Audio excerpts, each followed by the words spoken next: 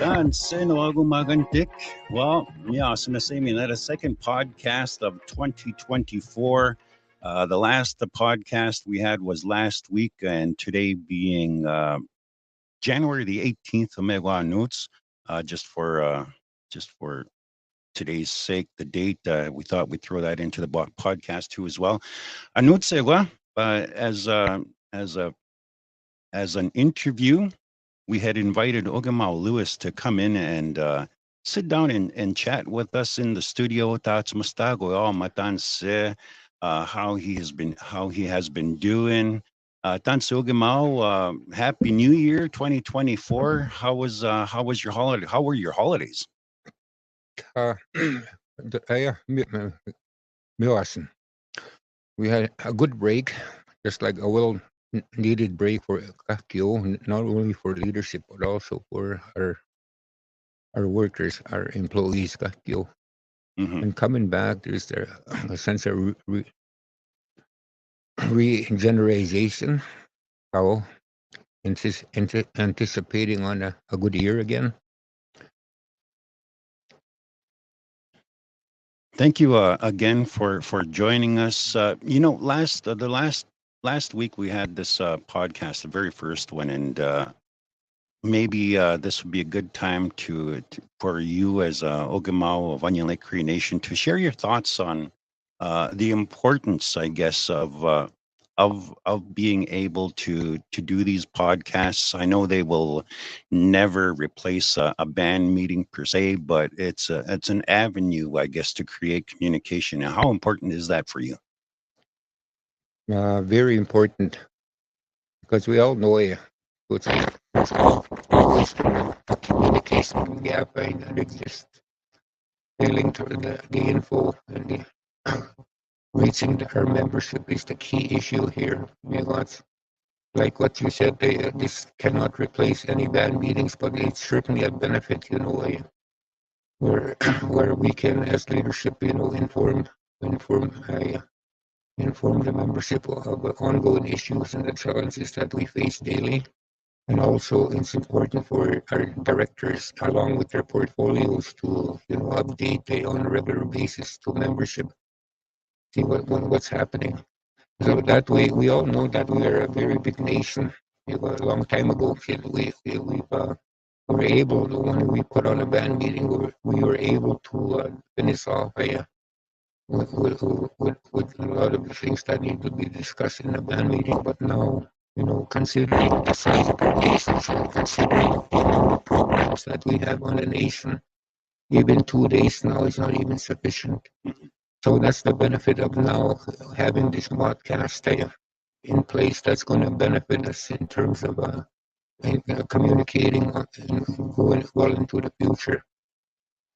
And I had stated this time and over again, because of the importance of our human resources within the nation.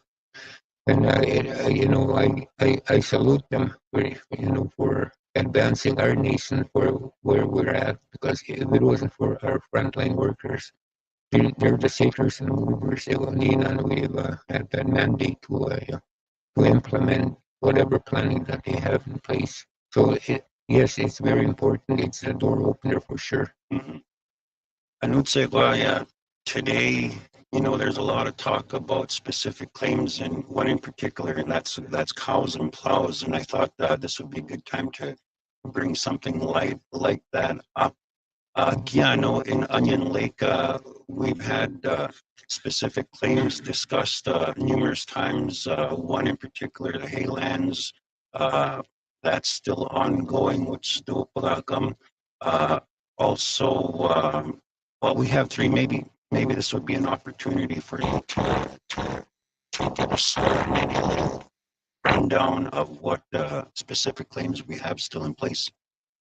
Yes, thank you, Verne, for asking that. And I do believe that's one of the main concerns. The talk that's going out there, wherever that's going to say the status of our claims, in particular cows and plows. But I like to, maybe it's important to know the history of what has been settled as the first one that had been settled was with the annuities rebellions bans claims that were our NUDs are were withheld Yep. for a few years, and that was settled as a and the other one that was settled was the headman salary. So when him and that was all already settled. And why going forward now, bringing up to the present now, right now there are two ongoing claims that are going on. One is the Haylands claim. Mhm. There's four bands involved in that, including Onion Lake,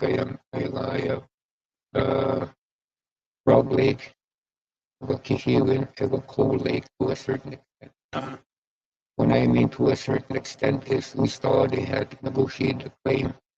We saw from because when we talk about these lands, haylands claims, so that means that our people in the past had utilized these lands for haying season, and we lost that when the government sold that land without our consent, so to speak. So with that, I do believe that claim is going to be settled maybe first before the cows and cows. I stand to be corrected on that. So the way it's set up, that the government had put on a tribunal which can approve up to 150 million per claim. And I do believe we're not following that, but I stand to be corrected on that again. There's four nations involved. Yung 1916 pa ang Legionista, yung those lands. And then that claim will be reported more on a band meeting. And on the other hand, Macaws and Plows, it's gone ongoing. It had to be stalled now, my negotiations and talks stalled because of the COVID period where everything went um, uh, uh, went went on hold. Magiego, you know, we have to we've Maurice Law is the one taking care of that claim. mhm. Maurice Law. And in that also, when we talk about that, I wanted to talk about the importance of when we talk about this claim, exactly what are we giving up? It's important for the members to know. I always, when I mentioned this before, when he talked about, I am concerned about finality. What I mean is, when we sign this agreement, is that final? What exactly are we signing off? Are we signing off any rights in the future that may affect future generations? And it's important when the referendum being held to consider that. But all in all, we've tried to get a second opinion. Marie's Law holds that file. We wanted to get a second opinion using our own firm, Helatin and Company, and that company is so instrumental. Well, I can prove it's a proven fact because by utilizing this firm that we're able to win that Bill C-27 transparency case. Mhm. So that's a big win altogether. So we've been trying to get that second opinion, but we've been kind of having problems for Maurice Law to release that information to them so they can do that thorough analysis. But we started the talks again, and we mandated the Maurice Law to go ahead, and we signed a BCR in Lutz to that. It will get the time. It will get the time when I asked the question exactly when can this be finalized. To a full point that we can have a referendum. It is we still they were not sure, but the rough estimate that they gave us sometimes in this year or maybe even maybe sometimes this year. 8 to 8 But going forward, so that we can get a further update from our legal when we have a van meeting. Mhm.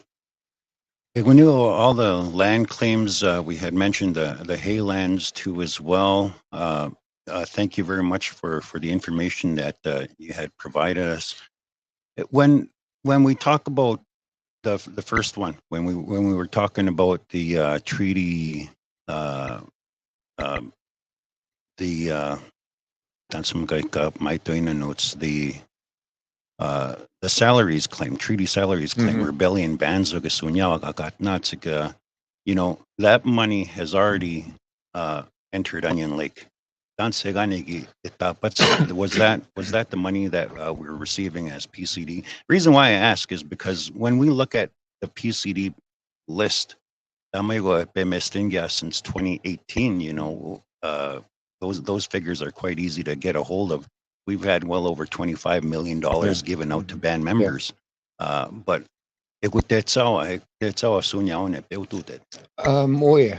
Ayan, when we negotiated this, the membership got their share. Mhm. Like you said, it's well over 25 million. They got their share. Instead of spending it all, we kind of invested it into a legacy. Mm. Okay, and that's legacy trust that set up in such a way that we can borrow against it. But that interest of that legacy trust would pay off that loan. That was the intention. Yeah. Maga, right now we're trying to maybe better that investment. Maybe we have approached our own board of trustees, our heritage trust. We got a very good board in place. So what we're kind of talking about them. Is there a possibility that we can move our trust aside from this main trust that we have, Kapam Namoya, as trustees? I told them whereas we can create another trust where we can have that flexibility to be able to borrow against it, for example. And then and it ceased to amaze me after the review that we've done after creating this legacy trust. It's working to a point, but it's kind of a surprising to know that at the end of the day, just like to the present day, that trust has made nothing, but it's -6. So that's one thing that our trustees are looking at me like, Mhm. why did not make money? I know that the oil revenue for one thing fell. Uh, so they're looking into it. Why? Mhm. Well, this big being a brand new year, 2024, the importance of being able to relay information to our membership on meetings that are taking place. Yeah, so for our office, we have treaties 1 through 11 that's coming up in Red Deer on the 25th and 26th. Maybe if I thought this would be a good time to have you as Okimaw maybe tell us why is it significant? What is the importance of having these meetings, especially at treaties 1 through 11? I have a long-winded answer for that, Mhm. but I could try and make it brief. It all stems from the government mandate, trying to force us into a fourth level municipality. That all stems from that, and the repealing of the Indian Act, and so forth, going forward, what's at stake, and the importance of maintaining the movement within Treaty 11 is very important because that's what the government may not say. They're afraid of that move. I call it a movement because it's not an organization, just Mhm. like AFN or FSI, and Yeah. it's a movement trying to protect what we have. So, to make it short, Milas, even at that level, Treaty 1 to 11, there's a separation there that we need to take care of. We need to deal with that separation. But what I mean by separation is, Ani Lake has been, on the forefront, trying to, stepping back, fighting legislation that's coming forward. We've been doing that from day one, as far back as I remember. If I'm trying to deal with that issue. How do we unite to have one united voice, kaya to try and deal with government to hold them accountable for their obligations and all that?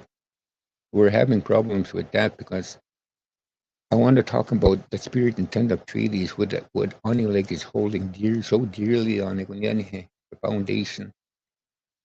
And when we talk about I know what I'm talking about when it comes to spirit intent of treaties because I am a ceremonial lodge keeper, and I'm talking from that point that standpoint. Mm-mm.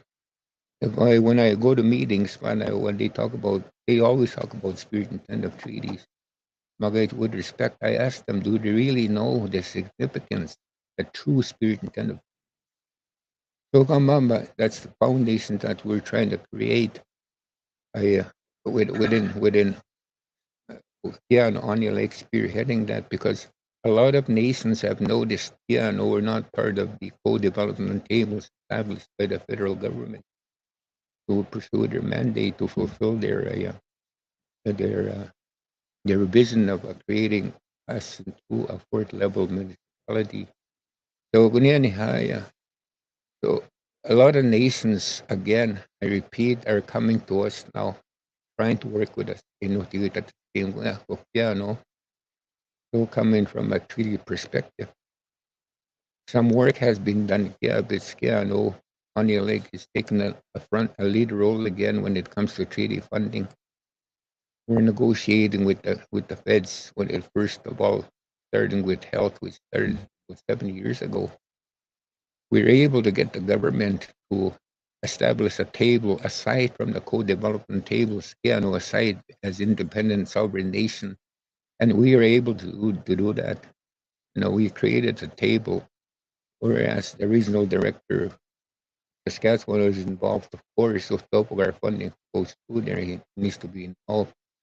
Magiwa, what we asked for is I asked for the feds, when we created this table that they have people in there that have that authority at least to make some decisions, within that table. Because we all know, man, these government officials, man, the bureaucrats are only middle people. So when we ask for something and they always say, we'll have to come back to you, have to take it to higher ups. Yeah. So that's been working now. Now we have some people in there from Ottawa that has that this at least to decide some things, around that table. So the process has been long. I know it's 7 years now, going on 7 years, but we're not giving in. Yeah, but we're holding the government accountable. So in that area, we have to kind of extend our agreement year to year because the agreements that are promoting are just based under the 10-year grant. You see that the Yeah. 10-year funding, which is a trap. They give out a funding, oh my gosh, goes and a nation were giving a block funding, and it's up to them how they want to spend it. But after that, that 10-year grant is finished. There's no treaty more money. Treaty money is attached to it. No obligation from the government whatsoever. So that's very dangerous. So kahit it's a long-winded answer, Magaya. You know, trying to create that unity. I guess that's the thing that I find very important is what happened at the AFN last election that they had, which I didn't attend because we had opted out of AFN in Migaskiano because of trying to relate that bilateral relations with the government. So a resolution was tabled within drafted up and tabled within the executive committee without our involvement, even without our knowledge, from the Western nations in particular. But the resolution was enacted developed by the West, by Eastern nations, the treaty areas of Woga, which we didn't agree with. So what did that resolution called for was establishing a Treaty 1 to 11 Chiefs Committee within AFN. It was able to that caused a red light for us because you know when it comes to spirit intent of treaties and the way the organizations that represents, there's no way they're all domesticated organizations, being promoted by the federal government, where they use these organizations where they promote manufacturing consent. Mhm. Rather, they go to these organizations rather than coming to Onele, for example, dealing with as Ninan as leaders, as sovereign leaders, right? Yeah. So that's what they're doing right now, and that's that's the resolution that's going to be that's going to be I do believe needs to be addressed within this upcoming meeting. During that, I know this happened because my office was part of that too as well. When we talk about the information, when we first heard that this chiefs committee was going to Kamam Skutsagateg at the AFN level, and of course, you know, Kipmaitan Gista, you knew that would be a bad thing. Uh, that who did you rely on? Because we're not part of the AFN now. You've got a network of chiefs that are that are along the same lines, that same path almost, but different paths, yes, but they have that will and that understanding that's similar to Yeah. yours too as well. Oh, in Mumsine, who did you rely on to speak on this to put a stop to it at the AFN level? I had, I didn't really want to go because of we have opted out. So Yeah, I wanted to go back. First of all, prior to this last assembly that they have, I had sent Carla as my proxy, yeah, and she stood up before the assembly, and he pointed out our concerns, trying to put a stop on where everything's going. At least she was there, and that caused a lot of awareness because a lot of chiefs don't even know what's going on. So what they do, they go with status quo. So and the last one that they had, I had sent a Janice. That's good. I had sent her to promote and create awareness of our opposition of this resolution. And then she went to these different caucuses of Saskatchewan, Alberta, and promoting that awareness. And I do believe at the end of the day, she was effective. She was able to, to create this awareness that a resolution got to be stopped or killed at the it couldn't hit the forum. yeah. So so in one moment, that's the resolution that needs to be dealt with, Gabs, at the Red Deer meeting. If I'm going forward, how do we deal with that? The importance of creating 3D alliance is a lot of nations, like I said before, realize that we're not going with status quo and we're trying to go treaty based in terms of funding, for example. If and then they wanted to work with us. So the best way is to create these alliances. As we all know through history, among nations, they had created these treaties among themselves, right? This is a similar movement, I guess, so to speak, on this one. There's no financial obligation coming forward if you want to join with us. We can also always share resources. For example, human resources. We got excellent staff, including yourself, Yes. promoting our treaty rights, making sure that the government are uh, accountable to the treaty promise. So if we know about what the foundation in order to Kapaspia when it comes to the true spirit intent of treaties, foundation in my promoting is the Arsher movement, fight, fight. Yeah. Then it comes to me to them going forward, and that's the thing that we're looking at. More and more nations are involved in uh, creating those alliances. For example, we had started this first of all with Saddle Lake. Saddle Lake came on stream, and we had a ceremony at the round hall here. I remembered that Yeah. time. And though the next nation that came on was Tihiwin. Tihiwin, and we saw we had signed an alliance with them. And the third one is OCs, Asabian Ewinigange.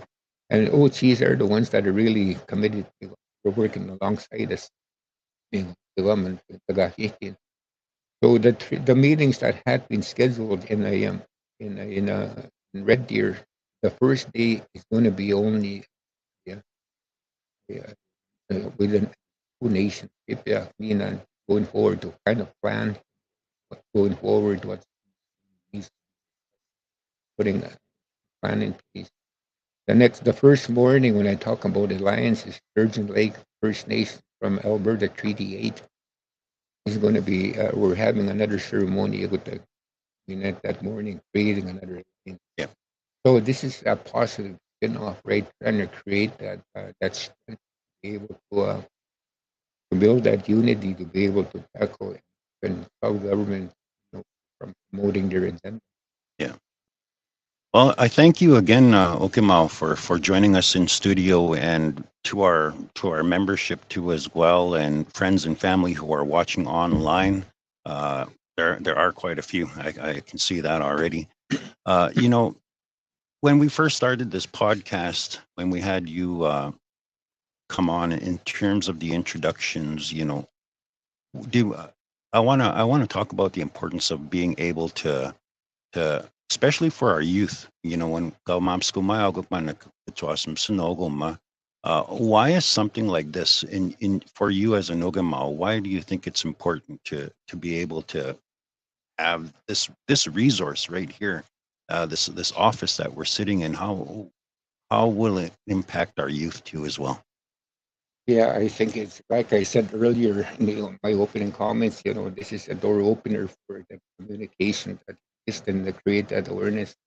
Most importantly, the education that's needed for our youth, right? Yeah, Because a lot of them don't know our rights. What are our rights? I was a teacher once, and then when I asked my students at the time, what are your rights? And when they only had one answer, and we only get $5 per year. That's the uh-huh. only thing. And I know there's caused a red light there that something needs to be done. Well, the most important thing is look at the demographics of this piece. Look at the demographics. Common sense will tell you that we need to target the youth. If we don't, we all they'll be in jeopardy. Yeah, They need to know who we are as Indian people, what we stand for, what our rights are. You know, going forward, you know, you have to think one day, this current leaders, we're getting on in age, the verge of retirement. Having said that, you know, I'd rather have a leader stepping up, even a young leader at that, but I want that young leader to have that knowledge or treaties, the obligations the government have, on treaty nations. And most importantly, to do research. They have that intelligence to do research going back. For example, I talked about Indian Act. I mean the 6-9 way paper. Those are the ones that are being implemented right now. It's a gradual implementation of the final implementation of the Indian Act. For example, the 6-9 white paper had called for the reserves, a reserve land will lose status, right? And that status is already obvious and is embedded in the legislation, Section 86. And that's the First Nation Land Management yeah, Act. That's the tool here that we're using.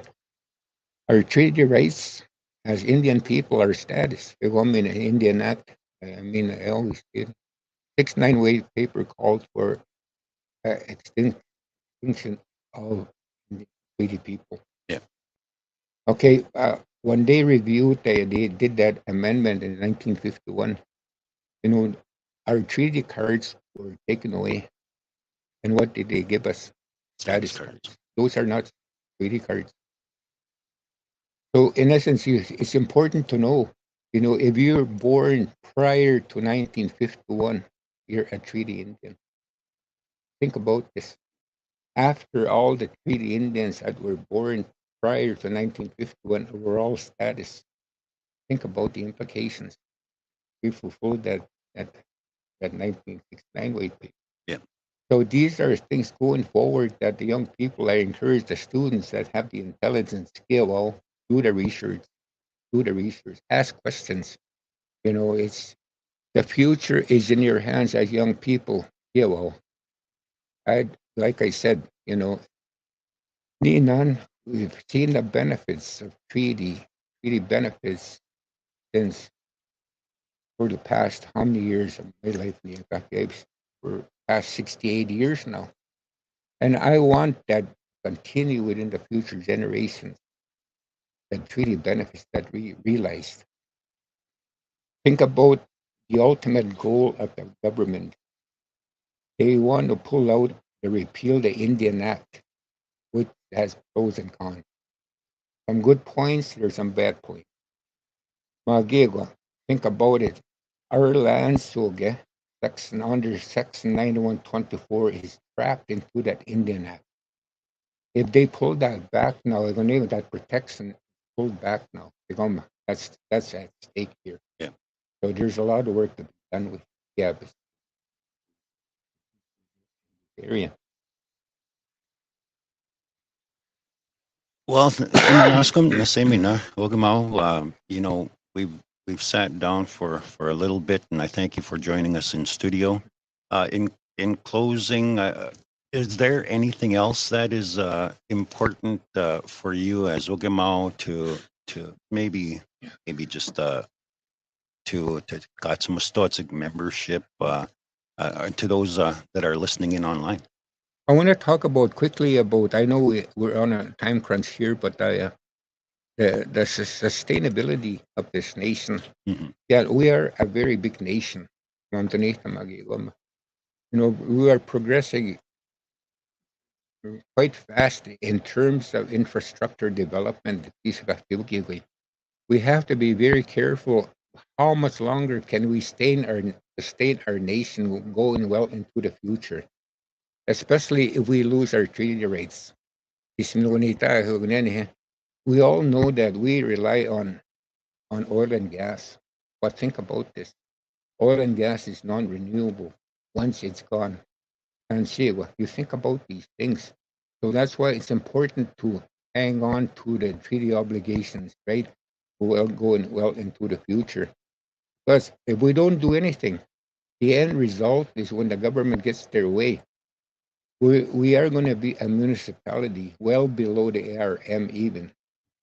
The federal government would be one, the provincial government, a second level, the municipalities, the third level, the Okiano, fourth level. Think about that. And think about this: how do municipalities survive? It's through taxation. So, so that's what the women at the goes from taxing our own people. That can't happen. Just can't. Hmm. Sustainability, you mentioned oil and gas, yes, and that connection that for treaty and the importance of going for treaty-based funding and having that judiciary responsibility upheld by the government. We all sunya ogma na tapeutu tet sunya. So thank you again for joining us in the studio and kiwa iwak.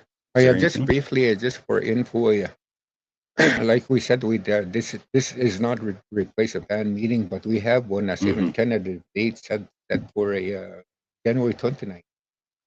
Like in the past, we had this leadership and past leadership, we have encountered difficulties, unforeseen things that we had to postpone a meeting that will be under control. So hopefully that we can have a productive meeting that we can relate the info to the people. Eskita. But on a positive note, the one before I forget is Pao Magagea for Christmas. It Uh-huh. has been postponed. They go due to unforeseen things that happened.